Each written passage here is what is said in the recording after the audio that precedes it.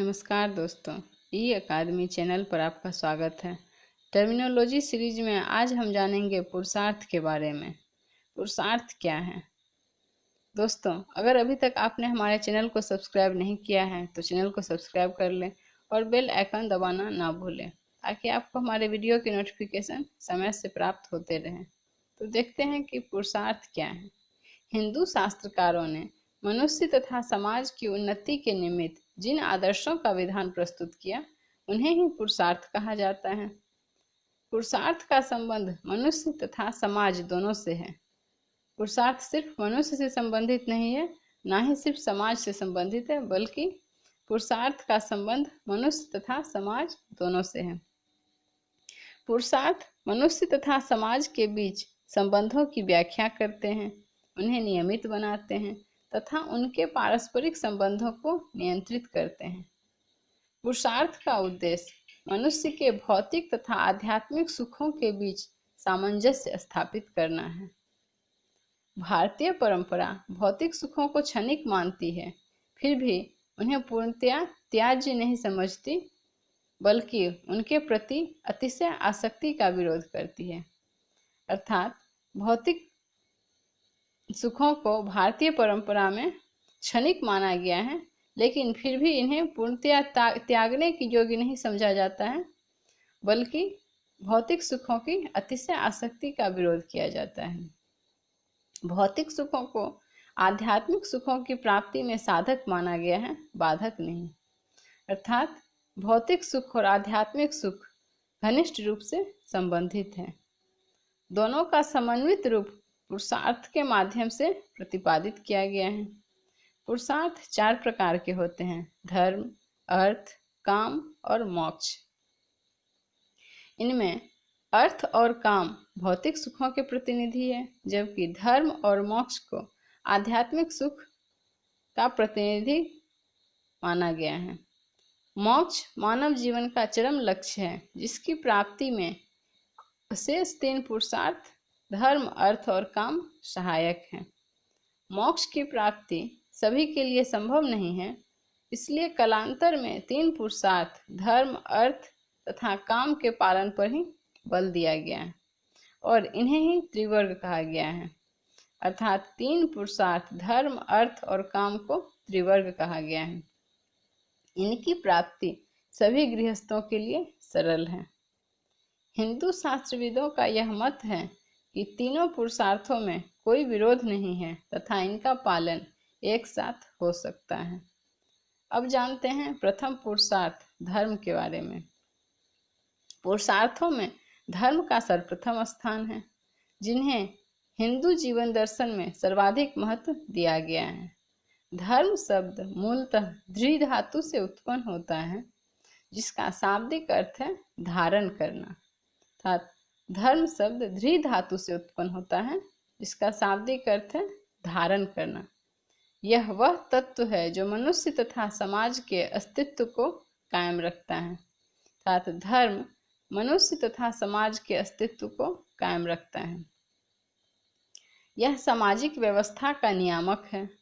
महाभारत में कहा गया है कि धर्म सभी प्राणियों की रक्षा करता है, सभी को सुरक्षित रखता है, यह सृष्टि का अस्तित्व बनाए रखता है।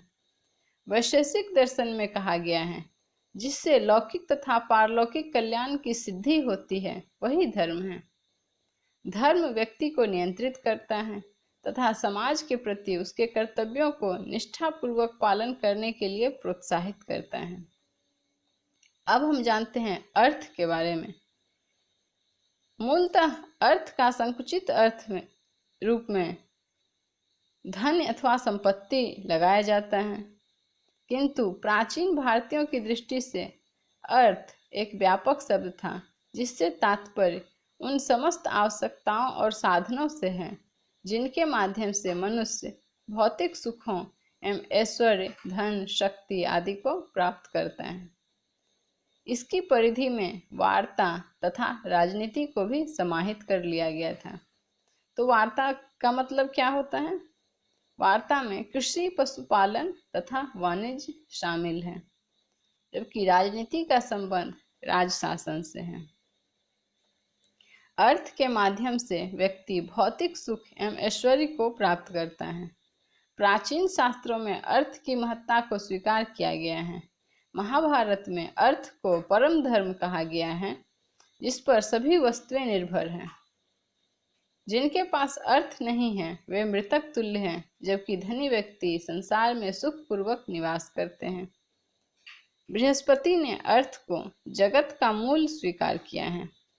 अर्थशास्त्र में अर्थ को प्रधान तत्व निरूपित किया गया है। एक अन्य धर्म ग्रंथ नीति शतक में कहा गया है, जिसके पास धन है वही कुलीन है, पंडित है, वेदों का ज्ञाता है, गुणवान है, वक्ता है तथा दर्शनीय है। सभी गुण धन में ही होते हैं।